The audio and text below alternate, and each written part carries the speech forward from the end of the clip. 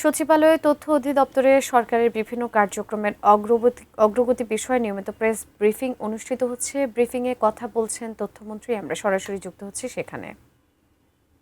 উপরে দিয়ে দিচ্ছেন, তো আমার মনে হয় যে ওনার জন্য এই সংবাদটা খুব একটা সুখকর হবেন না। বাট আমাদের তো দাবি একটাই, যে সেটা হলো যে শুধুমাত্র উনি কেন, প্রত্যেককে আমরা ফেরত চাই।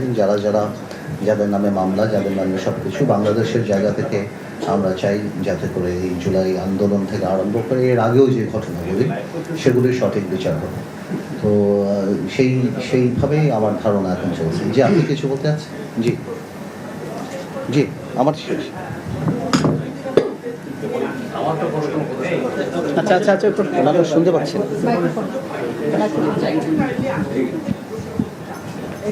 একটু মাইক্রোফোন, একটু মাইক্রোফোন না, আমরা শুনতে পাচ্ছি না। আমরা শুনতে পাচ্ছি না। প্রথম দিন যেহেতু আপনাকে প্রশ্ন করার সুযোগ হয়নি, প্রশ্ন করতে চাচ্ছি, আজকে আসলে সুযোগটা নিচ্ছি।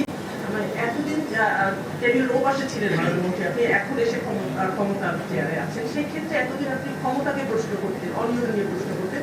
আপনি যে মন্ত্রণালয়ে আছেন, এখানে মত প্রকাশের স্বাধীনতা একটা খুব পরিচিত শব্দ। মত প্রকাশের স্বাধীনতার বিষয়টি সাংবাদিকদের ক্ষেত্রে গত 17 বছর বা ইন্টারিমের সময় এখানে আমরা দেখেছি যে এটা সরকারের পক্ষ যেত সেটা বলতো যে এটা মত প্রকাশ স্বাধীনতা ঠিক আছে, বিপক্ষে গেলে বলতো না। সেই ক্ষেত্রে আপনি তথ্যমন্ত্রী হিসেবে এই বিষয়টা কিভাবে ডিফাইন করবেন? নাম্বার 1।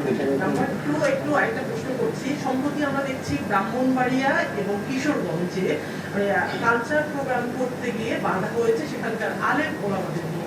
একটা সমাজে আসলে কি মেসেজ দেয়? এটা সরকারের জন্য একটু বিব্রতকর হচ্ছে কিনা, কারণ নানান ধরনের প্রশ্ন নিউজ হচ্ছে। আপনাকে ধন্যবাদ। দেখুন, গণতন্ত্র বিশ্বাস করাটা আসলে মানসিকতার ব্যাপার। এটা কোনো সিস্টেমের ব্যাপার না, এটা মানসিকতার ব্যাপার। আপনি আপনার বিরুদ্ধে সংবাদ নিতে পারবেন কি পারবেন না, এটা মানসিকতা। আমরা 17 বছর যাবৎ যেটা দেখেছি, সেই মানসিকতাটা ছিল না, সমালোচনা শোনার মানসিকতা ছিল না। এবং সেই কারণেই হয়তো মনে করিয়ে দেওয়া হতো যে টিভি চ্যানেল আমরা দিয়েছি, আমাদের পক্ষেই কথা বলতে হবে। আপনার ইফ ইউ রিমেম্বার, আগে যে গত 6 মাসে আমাদের তরফ থেকে এবং মাননীয় প্রধানমন্ত্রীর তরফ থেকে এই ধরনের কোনো ইনস্ট্রাকশন বা কোনো মানসিকতার কোনো বহিঃপ্রকাশ আই এম শিওর আপনারা দেখতে পাননি। এবং আমি প্রথম দিনও যেটা আমি যখন আমার তথ্য মন্ত্রণালয় রেলেভেন্ট সব সিনিয়র মেম্বারদের সাথে মিটিং করি, সেখানেও আমি বলেছি যে আমরা কাউকে নিয়ন্ত্রণ করব না, আমরা কারো মুখ বন্ধ করে দেব না। এবং আমি বিশ্বাস করি আপনারা গণতন্ত্রের আরেকটা স্তম্ভ, আপনারা আছেন তাই আমরা এখানে আছি, আমরা আছি তাই আপনারা আছেন।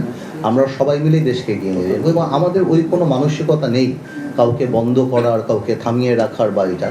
এবং আমাদের সরকারের উপর পর্যায় থেকেই এই ধরনের কোনো মানসিকতা আপনারা এই 6 মাসে দেখতে পান নাই।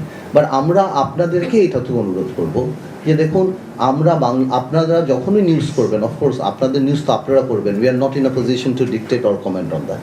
আর আমরা বলবো যে আমরা 17 বছর পর যেই দায়িত্বটা পেয়েছি, এটা বাংলাদেশ তার ইতিহাসের সবচেয়ে কঠিন সময় আমরা পার করছি। ইভেন কি একটা দেশ যদি প্রথম থেকেও আরম্ভ করা হয়, সেটা একটা ব্যাপার, কিন্তু এটা একটা ভঙ্গুর না। The system has been corrupted. এটা আরও কঠিন ব্যাপার, way the system has been corrupted completely গত 17 বছরে। সো আপনাদেরও আমাদেরকে সহযোগিতা করতে হবে যাতে করে আমরা ভালো করে করি। আপনি তো নিউজ করতেই পারেন। আজকে বাংলাদেশে 4,500 ইউনিয়ন আছে, 4,500 ইউনিয়নে 9টা করে ওয়ার্ড হলে 36,000 ওয়ার্ড আছে। 36,000 ওয়ার্ডেই কোথাও না কোনো পেটি ক্রাইম হচ্ছে। আপনি যদি সবটাই পত্রিকার পাতায় নিয়ে আসেন, তাহলে তো মানুষ মনে করবে এই দেশে কোনো মানুষ বাস করতে পারছে না। তো আমাদেরও যেমন দায়িত্ব, অবশ্যই আপনারা আমাদের সমালোচনা করবেন বস্তুনিষ্ঠ, সেটা কোনো কিছু না। বাট এটা মাথায় রাখবেন যে এটা কোনো স্বাভাবিক সময় আমরা সরকারের দায়িত্বে আসিনি। আমরা গ্লোবালিও যদি আপনি মনে করেন, বা এমনিও বাংলাদেশে যে 17 বছর যে সিস্টেম ছিল, সব কিছু মিলিয়ে আমরা প্রচণ্ড একটা সেন্সিটিভ টাইম পার করছি। এবং we have to understand we have the same bureaucracy, সেটাও মাথায় রাখতে হবে। I am not saying bureaucracy আমাদেরকে সাপোর্ট করছে না, এইটা না, বাট মাথায় রাখতে হবে যে ওইভাবেও কিন্তু একটা ধারা হয়ে আসছে। যে আমরা নিজেরা আজকে বসে বিটিভির সাথে কথা বলছিলাম যে আমাদের প্রথম রিকোয়েস্টই ছিল আমার আর মাননীয় প্রতিমন্ত্রী, যে আমাদের ছবি কিভাবে কম দেখানো যায়। আমরা 2 দিন ধরে চেষ্টা করেও এটা আমাদের জন্য ডিফিকাল্ট হয়ে যাচ্ছে যে কোনোভাবে আমাদেরকে জানি না দেখানো যায়। কারণ এই জিনিসটা রীতিটাই এমনভাবে হয়ে আসছে। সো আমার মনে হয় ইনশাল্লাহ we are in a process. তো আমার বিশ্বাস আপনারা সাথে থাকলে, দেশের মানুষ সাথে থাকলে আমরা ঠিক মতো এগিয়ে যাবো।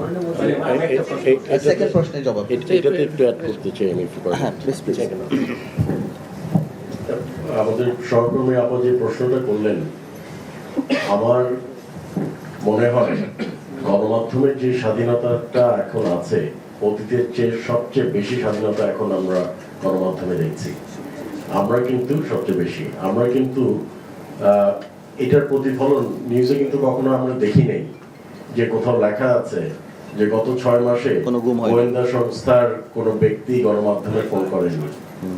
আমরা কখনো দেখিনি যে 6 মাসে কোনো গুম হয়নি এবং বিচার বহির্ভূত সরকারের মদদে হত্যাকাণ্ডের ঘটনা ঘটেনি।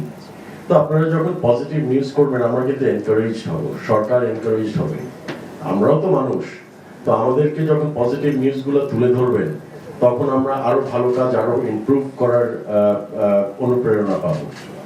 অফকোর্স আপনাদের যেগুলো বাংলাদেশকে এগিয়ে নিয়ে যাওয়ার জন্য, যেগুলো তুলে ধরার জন্য যা তুলে ধরবেন, আমি অতীতেও বলেছি সরকারের বিরুদ্ধে বলার স্বাধীনতা সকলেরই আছে, গণমাধ্যমের স্বাধীনতা অব্যাহত আছে। তবে রাষ্ট্রের বিরুদ্ধে কেউ কোনো মন্তব্য বা রাষ্ট্রের ক্ষতি হোক, রাষ্ট্রদ্রোহী কোনো সংবাদ বা কোনো কিছু প্রচার করাটা ঠিক না। সরকার এবং রাষ্ট্রর কিন্তু there is a difference, there is a line between সরকার এবং রাষ্ট্র।